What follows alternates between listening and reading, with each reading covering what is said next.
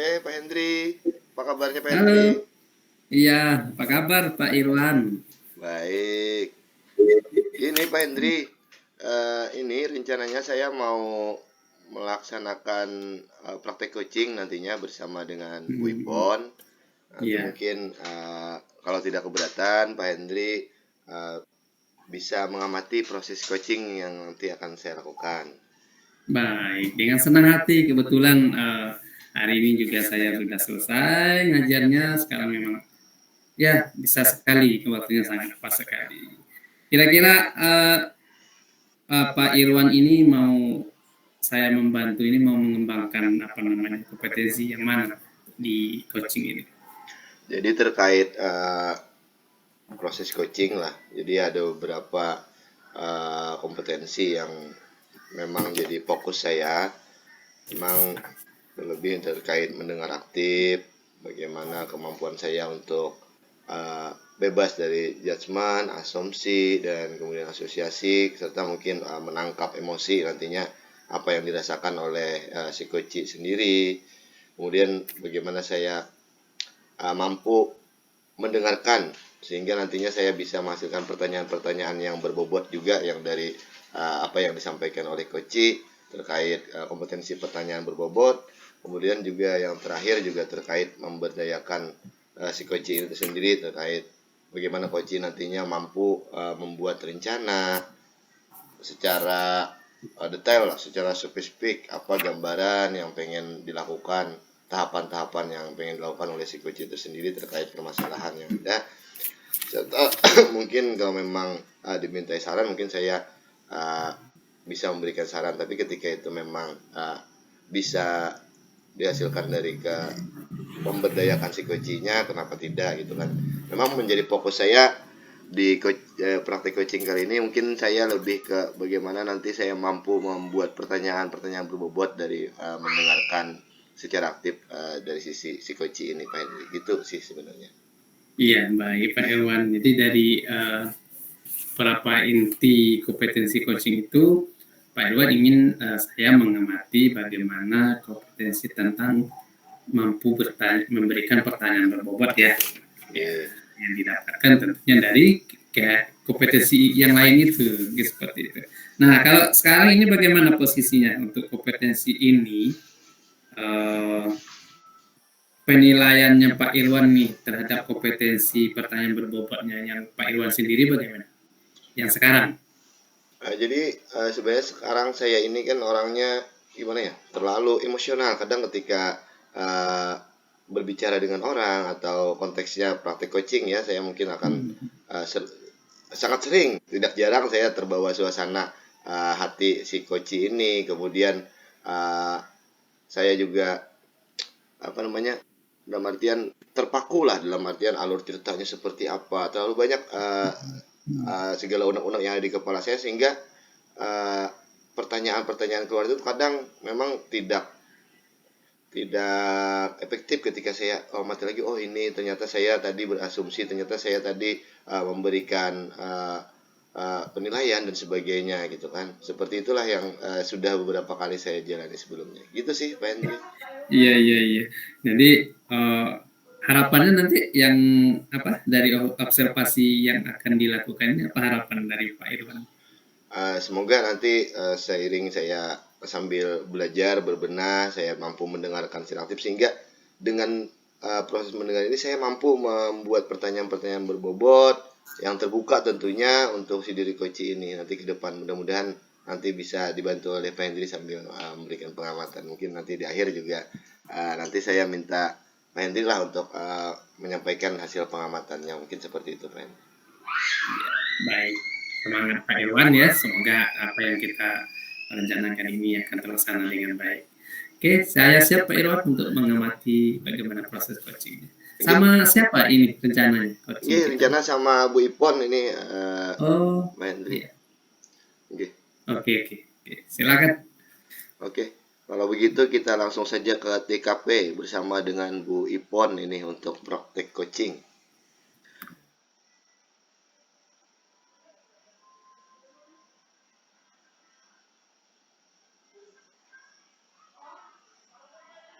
Halo Bu Ipon. Halo Pak Irwan, Assalamualaikum. Waalaikumsalam warahmatullahi wabarakatuh. Salam dan bahagia Bu Ipon. Salam, jawabnya salam ya. Pak Ya, Irwan, ye. bisa bantu saya nggak? Ada yang ingin saya sampaikan. Ye, terkait apa itu Bu Ipon? Saya punya apa sih kayak persoalan, bukan persoalan sih, bagaimana saya itu ingin anak-anak di sekolah, peserta didik memiliki komitmen terhadap disiplin secara positif. Oh, jadi menurut Bu Ipon terkait komitmen secara positif ya, komitmen diri secara positif. Nah, jadi dalam hari ini kita kebetulan tanda kutip ini kita akan melaksanakan praktek coaching nih Bu Ipon.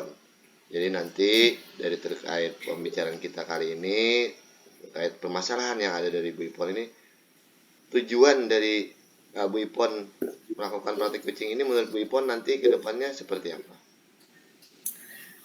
Apa tujuan Bu Ipon?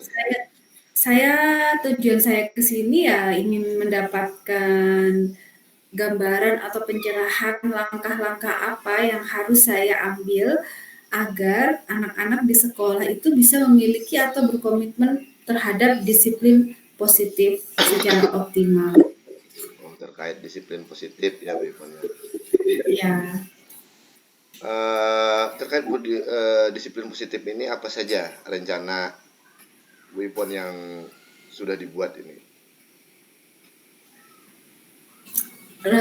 disiplin positif ya. Rencana saya sih bagaimana agar anak-anak itu melakukan sesuatu hal baik di sekolah itu tidak semata karena takut dihukum atau bagaimana atau karena ingin mendapatkan penghargaan, tetapi bagaimana menumbuhkan kesadaran dalam diri anak-anak itu melakukan sesuatu itu karena itu baik bagi diri mereka sendiri. Motivasinya itu datang dari diri mereka sendiri.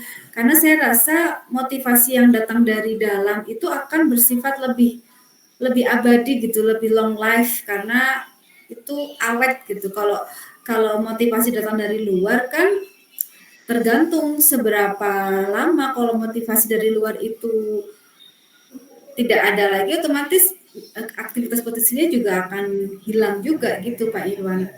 Rencananya sih itu ingin anak-anak paham bagaimana pentingnya memiliki disiplin yang datang dari diri sendiri. Nah, terkait disiplin datang dari diri sendiri, terkait motivasi intrinsik ya. Nah, Ya, apa yang menjadi tantangan selama ini untuk menumbuhkan rasa disiplin diri secara motivasi secara pribadi bagi anak didik ini? Ada tantangannya selama ini, Bu? tantangannya sekarang yang saya rasakan itu, yang saya lihat, yang saya amati, um, apa ya, banyaknya intervensi ya, intervensi terhadap keseharian anak-anak. Jadi anak-anak itu seperti tidak fokus gitu. Kadang saya melihat atau sering gitu di kelas kan bertanya, kok sepertinya anak-anak ini tidak memiliki dalam artian kasarnya tuh nggak punya cita-cita gitu. Setelah lulus mau apa? Sepertinya hidup ini kayak mengalir aja. Itu yang jadikan karena ketika kita punya cita-cita, ketika kita punya harapan atau impian yang ingin kita wujudkan, maka kita akan berusaha untuk mewujudkan itu. Otomatis salah satu cara untuk mewujudkan itu adalah dengan mendisiplinkan diri. Nah, tantangannya adalah anak-anak itu tidak punya, rata-rata itu tidak tahu apa yang harus dilakukan nanti di masa depan.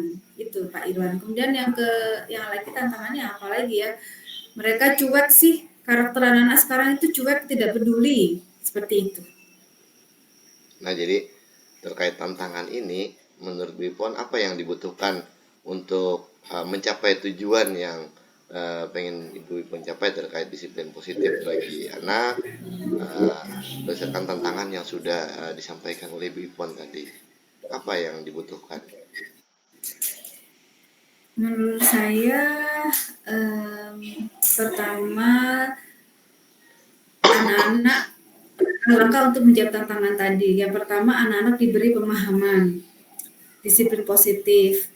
Berarti kalau diberi pemahaman harus ada sebuah kegiatan yang mendukung agar anak-anak paham tentang disiplin positif. Itu langkah-langkahnya Pak Irwan. Sepertinya itu deh langkahnya, gimana biar anak-anak itu tahu manfaat disiplin positif. Seperti itu. Nah, ini menyebarkan pemahaman terkait disiplin positif kepada anak ini. Gambarannya seperti apa yang Ibu Ipon harapkan nih terkait menyebarkan pemahaman disiplin positif bagi anak ini? Gambarannya saya akan melibatkan banyak pihak dalam hal ini. Selain internal juga eksternal. Internal itu kalau dalam pemikiran saya ya, pertama tentu otomatis wali kelas, kemudian guru-guru mata pelajaran, membantu kita sama-sama berkolaborasi untuk selalu memberikan pemahaman terhadap anak-anak pentingnya memiliki disiplin dari dalam diri, motivasi dari dalam diri. Kemudian yang kedua dari pihak eksternal. Narasumber barangkali bisa saya datangkan dari luar, narasumber yang inspiratif.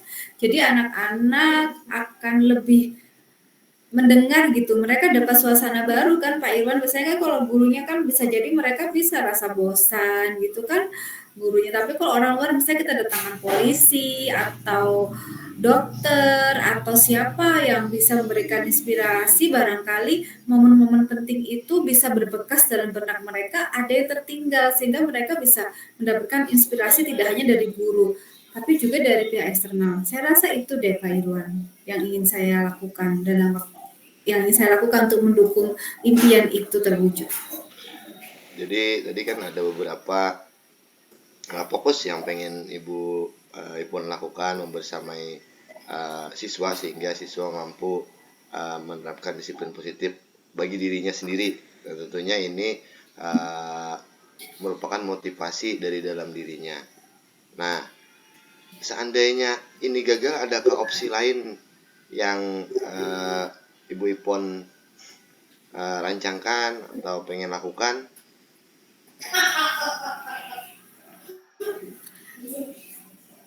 Saya akan coba dulu semaksimal mungkin. Rekan-rekan sejawat akan saya optimalkan. Kemudian saya akan lihat, memang ini tidak bisa terjadi dalam waktu dekat ya Pak Irwan ya, tidak bisa diamati dalam waktu yang instan, pasti ada proses gitu.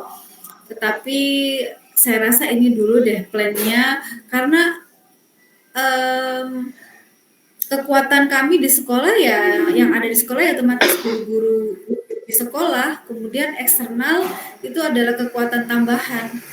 Saya belum punya gambaran tentang rencana lain selain saya mengoptimalkan sumber daya yang ada di sekolah saya.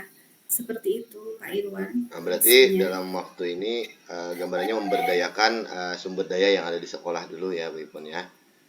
Memang sejauh ini terkait gambaran disiplin positif yang ada di siswa Bu Ipon ini, kalau bisa diberi skala itu seperti apa sih yang sudah Bu Ipon jabarkan tadi kan, bagaimana dia seperti tidak punya cita-cita dan lain sebagainya. Kalau punya skala range lah dari 10 itu menurut Bu Ipon pada saat ini kondisi siswa itu di range mana? Saat ini kedisiplinan anak-anak itu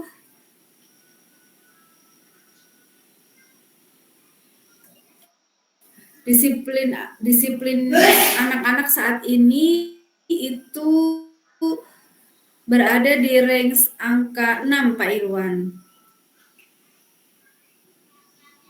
Oke, berarti ya sudah mulai terlihat, tapi memang belum merata dan memang belum terlalu dominan ya terkait disiplin positif yang ada di sekolah, skup sekolah di tempat Bu Ipon tentunya.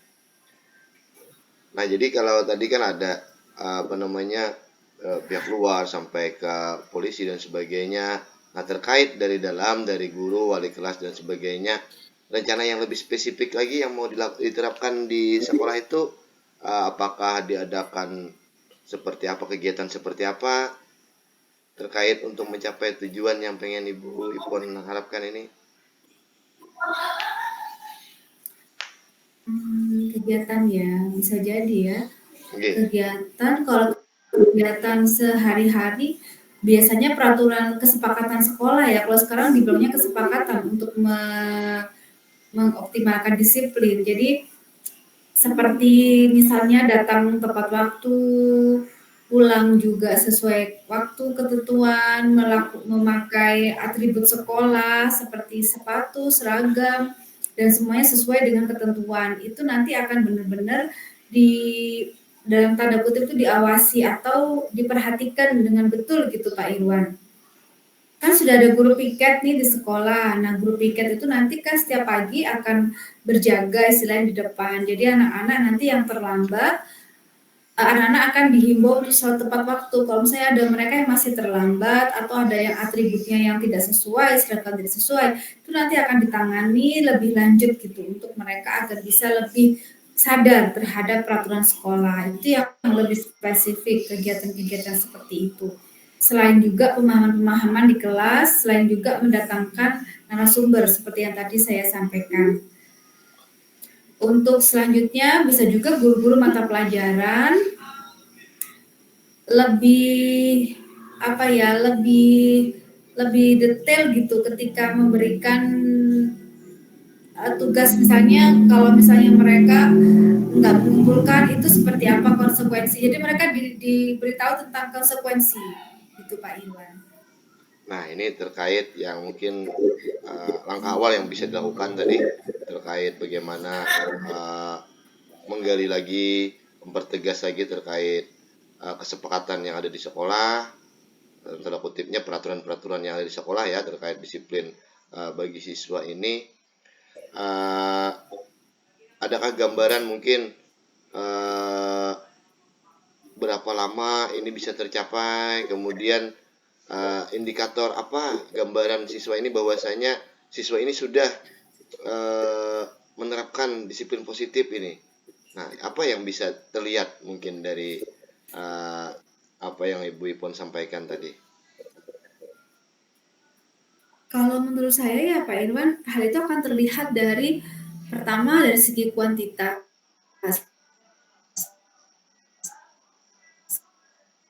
Kuantitas kalau dari peraturan tadi, kalau yang terlambat itu semakin sedikit atau bahkan sampai tidak ada, artinya anak-anak semakin tepat waktu, jadi menunjukkan mereka memiliki disiplin yang bagus.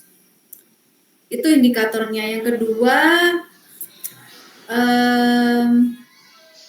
suasana belajar dalam artian suasana belajar di kelas juga semakin nyaman. Itu bisa terlihat dari kalau secara harfiahnya atau secara nyata dilihat dari nilai pastinya ya. Nilainya yang bagus sesuai dengan harapan. Kemudian yang kedua, bagaimana kesan guru-guru terhadap anak-anak. Jadi keluhan terhadap anak-anak akan semakin menurun. Keluhan terhadap sikap anak-anak akan makin, misalnya di kelas yang biasanya ribut atau cuek atau gimana itu sedikit Pak Irwan. Indikator-indikator seperti itulah nanti yang bisa dijadikan acuan bagaimana proses penerapan disiplin positif ini berjalan dengan baik. Terkait disiplin positif yang berupa kesepakatan di sekolah, apakah Bu Ipon memberikan jangka waktu sekian lama misalnya disiplin positif ini diterapkan, kita ukur keberhasilannya, kemudian kalau memang ini masih belum maksimal, nanti mungkin kesepakatan ini bisa kita buat kembali, kita atur kembali dan sebagainya. Adakah jangka waktu yang Bu Ipon harapkan ini ke depan untuk mengukur tingkat keberhasilan dari tujuan yang ingin Ibu sampaikan tadi? Ya, Pak Irwan, betul sekali apa yang Pak Irwan sampaikan ya. Saya memang harus membuat lini masa ya, lini masa tentang sebuah rencana yang ingin saya terapkan.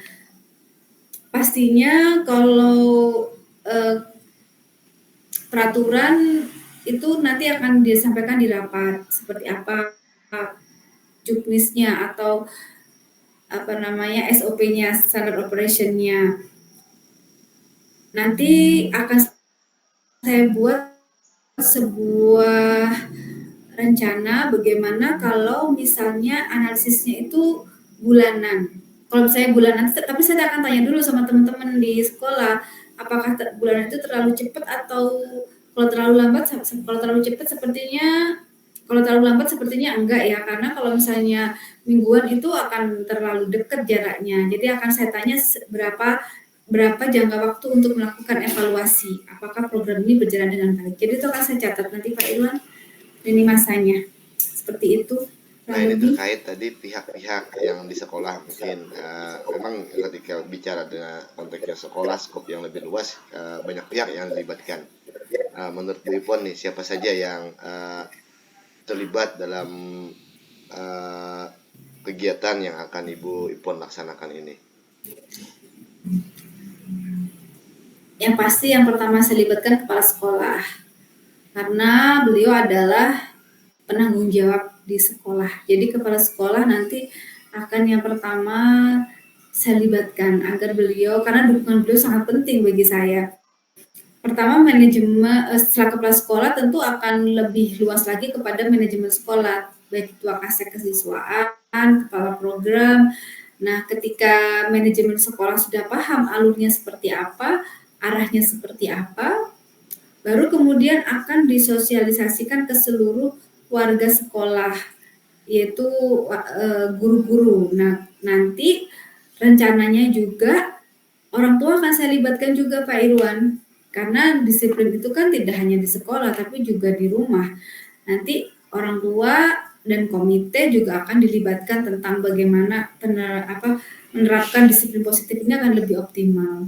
Itu yang jadi catatan penting tentang siapa saja yang akan terlibat dalam rencana ini. Nah, terkait rencana yang akan dilaksanakan oleh Bu Ipon ini, apakah ada nanti yang akan kesulitan dalam artian hambatannya dalam pelaksanaannya atau gangguan lah dalam melaksanakan kegiatan ini, apakah ada? Yang maksudnya rekan yang Ya, terkait proses secara keseluruhan lah untuk menerapkan kesepakatan ini di sekolah, untuk bagaimana menyampaikan ke siswa, kemudian tadi sampai ke orang tua murid. Menurut Bu Ipon, apakah nanti akan ada hambatan atau kendala atau ada kesulitan terhadap untuk bagaimana melaksanakan kegiatan ini? Ya, ya. Kalau hambatan, tantangan pasti ada lah ya. Tantangannya nanti pasti ada, misalnya perbedaan sudut pandang, itu pasti ada. Karena nggak semuanya akan bisa memahami apa yang ingin kita terapkan. Rekan-rekan apakah punya pandangan yang sama dengan yang saya pandang, itu kan bisa jadi tantangan gitu untuk menyamakan visi dan misi. Nah itu dia Pak Irwan, sepertinya itu kalau yang saya pikir akan jadi tantangan itu bagaimana menyamakan persepsi kita terhadap program atau rencana ini. Nah, betul sekali seperti yang disampaikan Bu Ipon tadi terkait tantangan yang ada. Mungkin Bu Ipon sudah sekarang sudah ada gambaran terkait tantangannya, dan juga bahkan secara tidak langsung Bu Ipon sudah menjelaskan bagaimana untuk menghadapi tantangan ini terkait bagaimana nanti untuk menjelaskan menyamakan persepsi. Nah, ini untuk kegiatan ini tadi melibatkan banyak sekali stakeholder yang ada di sekolah gitu kan. Ibu Ipon sudah ada membuat rencana konkret untuk membuat ini seperti apa? Apakah nanti mengadakan kegiatan intern guru dulu atau mengundang komite atau apa, seperti apa rencana ke depan ini dalam waktu dekat? Ya, nanti kan di akhir tahunnya ada rapat kenaikan kelas. Nah, itu kesempatan yang bagus bagi saya ketika semua rekan-rekan sejawat berkumpul dalam satu ruangan dalam rapat itu akan menjadikan sebuah momen yang tepat untuk melakukan pemahaman atau menyampaikan lah apa yang ingin saya wujudkan di sekolah. Bagaimana biar anak-anak itu punya disiplin positif yang lahir dari dalam diri, dari motivasi diri mereka. Itu dia Pak Irwan, sepertinya langkah yang paling dekat yang kira-kira bisa saya realisasikan dalam waktu yang terdekat ini. Nah, jadi setelah proses coaching ini mungkin Bu Ipon nanti akan rapat bersama rekan-rekan di sekolah, termasuk dengan kepala sekolah dan sebagainya. Nah, karena mungkin di akhir nih, Bu Ipon, apa komitmen yang bisa Ibu Ipon berikan terkait kegiatan yang akan Ibu Ipon laksanakan ini? Apa dan siapa saja yang bisa berkomitmen terkait pelaksanaan ketercapaian kegiatan yang Bu Ipon rancang ini?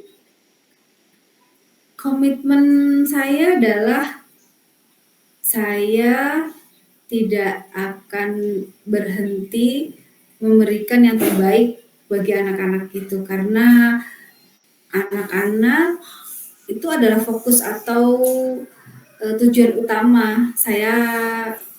Ibaratnya saya berada di sekolah, ya tujuan utamanya untuk kebaikan anak-anak. Jadi komitmen saya, apapun nanti yang saya hadapi tantangannya, insya Allah saya akan coba menghadapinya dengan semaksimal mungkin, tentu saja dengan bantuan rekan-rekan kita. Itu Pak Irwan. Oke. Baiklah Bu Ipon, saya rasa cakapan coaching kita cukup di sini dulu. Saya yakin dari komitmen yang tinggi terhadap diri Bu Ipon sendiri, karena melihat bagaimana sudut anak-anak, siswa dan sebagainya. Nanti kita akan ketemu lagi setelah mungkin Bu Ipon melaksanakan kegiatan rencana yang sudah Ibu Ipon rancang. Tetap semangat Bu Ipon, latihan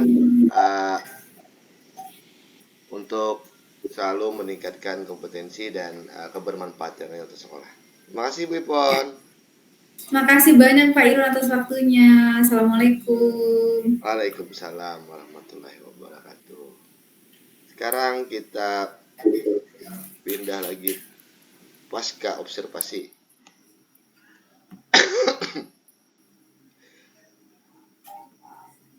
Pak Hendri, gimana kabarnya Pak Hendri? Alhamdulillah Pak Irwan, wah, luar biasa sekali Pak Irwan. Ini udah master semua ini. Ini saya tadi sudah mencoba melaksanakan praktek coaching bersama dengan Bu Ipon tadi. Mungkin saya mau minta pendapat Pak Hendri nih terkait apa yang sudah kita bicarakan di awal tadi terkait praktek coaching. Nah, apa yang mungkin dilihat dari sudut pandang Pak Hendri ini? Iya, baik. Baik Pak Irwan, terima kasih saya diberi kesempatan untuk mengamati. Jadi secara keseluruhan memang ini sudah luar biasa sekali Pak Irwan melakukan coaching dengan baik. Begitupun dengan coach dan coachingnya sangat luar biasa. Terjadi dialog yang terbuka sekali. Nah, ini Pak Irwan, sebelum saya memberikan hasil pengamatan saya ini, sekarang menurut Pak Irwan itu penilaian diri ya dari Pak Irwan sendiri menilai kompetensi terutama di bagian pertanyaan berbobot tadi seperti apa? Sebenarnya saya masih mencoba-coba, jadi saya memang tidak terlalu terpaku dengan apakah, mengapa, atau kenapa dan sebagainya. Sebenarnya saya lebih ke mengalir saja. Fokus saya adalah bagaimana mendengarkan aktif dari sisi coach dulu. Mungkin nanti terlebih itu ya faktor pembiasaan saja. Saya harus rajin berlatih, rajin membiasakan diri. Itu saja sih sebenarnya. Memang saya sadari tadi memang ya seperti yang saya sampaikan di awal, saya selalu terbawa dengan suasana yang ada dari coaching, tapi saya mencoba untuk selalu belajar, berlatih bagaimana caranya supaya mampu menjadi pendengar yang baik, mendengarkan secara aktif gitu kan. Seperti itulah Pak Hendri. Iya, benar ya. Itu terlihat tadi bagaimana Pak Irwan berusaha untuk menjadi pendengar yang baik ya. bersabar dan berusaha hadir seutuhnya gitu, hadir penuh, itu memang sesuatu yang butuh pembiasaan. Nah, dan itu bahkan itu sangat baik kalau menurut saya kehadiran Pak Irwan itu sudah mencoba untuk hadir penuh, kemudian menggali alurnya dengan cara mengalir bagaimana menemukan pertanyaan-pertanyaan berbobot. Itu sudah sangat baik Pak Irwan. Izin juga saya menyampaikan hasil pengamatan beberapa hal dari alur coaching. Tirtanya baik, sangat baik juga, walaupun ada beberapa hal yang munculnya di belakang, seperti menanyakan ibaratnya menanyakan keadaan sekarang gitu. Jadi kalau mau membuat sebuah rentang itu kan Pak Irwan ini di terakhir baru munculnya, akhirnya kan diskusinya jadi alot kembali, terjadi lagi karena ada patokannya tadi. Nah itu yang sedikit terlewat, tapi tidak mengganggu alur tirtanya. Kalau saya nggak kaku-kaku amat, karena di situ kan prosesnya memang tirta, kadang-kadang identifikasi itu kita terbawa suasana, akhirnya di akhir baru teringat. Nah itu yang mungkin bisa ditingkatkan lagi ke depan. Satu ini juga memang kebiasaan kita juga ya, karena kita tidak terbiasa untuk melakukan coaching. Ada juga bukan asumsi, tapi berusaha sudah membayangkan, memang tujuannya baik ini Pak Irwan, saya tahu itu. Di samping coachingnya punya rencana, maka digali lagi kira-kira apa hambatannya gitu. Itu kan luar biasa. Jadi ada rencana pasti ada hambatan, itu sudah udah menggambarkan seperti itu. Nah itu benar dan sangat baik.